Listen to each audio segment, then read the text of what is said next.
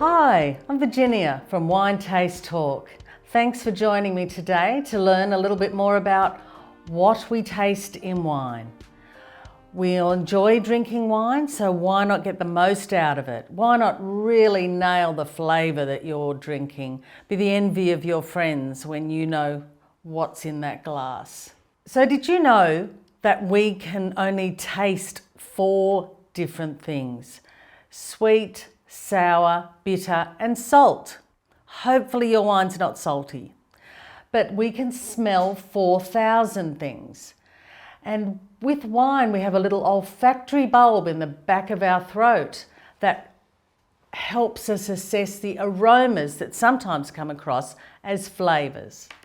Now when we're tasting wine, we don't normally slurp in public, but you are allowed on this occasion. So take a good sip of the wine, swirl it through your mouth, over your teeth. This warms up the wine in your mouth and releases those volatile aromas so you can pick them up in the back of your throat. Here goes. Join in with me.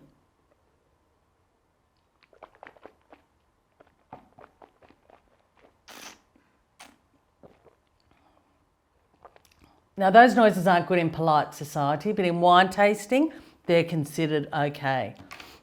Now you can spit or swallow. If you're doing a big long tasting, it's advisable to spit, but today I'm enjoying the flavours of that wine. And the wine that I've got today is a Gem Tree Tempranillo. It's 2019, organic and biodynamic. It is a wine that is meant to be drunk when young. It's in Spain, they would call it the Joven style, Joven, and it really is a beautiful, light, fresh wine. And so that's exactly what I'm tasting. There's not a lot of tannin from oak. Any tannin there is from the fruit. So let's think about what we're trying to find in our wines. We're looking for the tannin, which can be from the barrels or the fruit.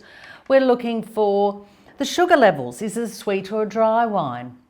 We're looking for acidity.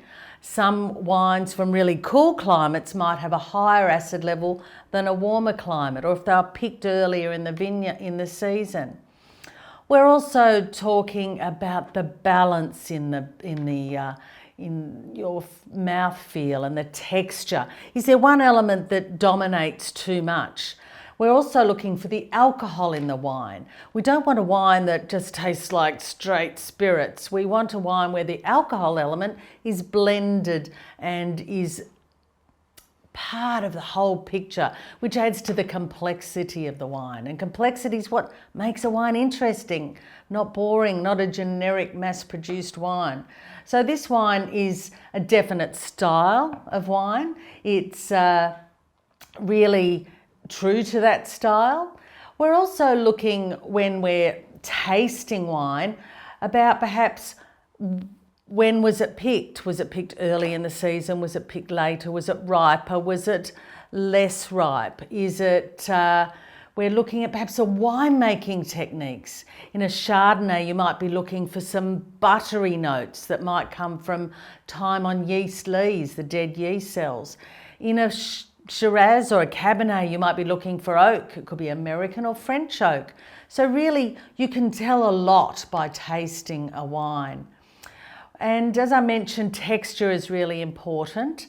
You get the mouth feel in the back. Bitterness, if you ever found it in a wine, would be often felt perhaps on the back of your tongue. We don't like that. Sometimes it can be over extraction, but generally a wine, as I said, needs to be balanced as a whole and all of those elements working together. So I hope next time you taste a wine, you think a little bit more about what you're actually tasting and how it feels in your mouth. It's as much about texture as it is flavour when you're really assessing a wine and the elements in it. And if you like a certain style of wine, then you can keep finding that wine that you might like, that big oak flavour. You might prefer a sweeter wine or a drier wine. But the most important thing is that you're drinking good wine, enjoying it and learning about it. Thank you. See you next time.